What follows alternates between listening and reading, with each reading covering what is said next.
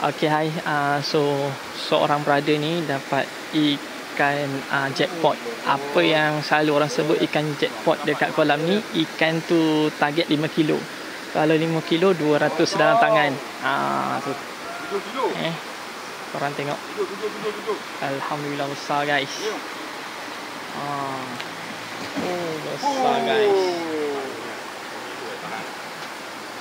Ni brother ni. Confirm 5 kilo ke atas. Ni 200 dapat ni. Ada tinggal lagi 6 ekor lagi. Dalam ni ada 7 ekor Tu. Tunjuk kat korang.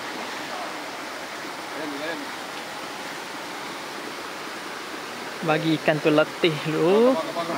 Yes.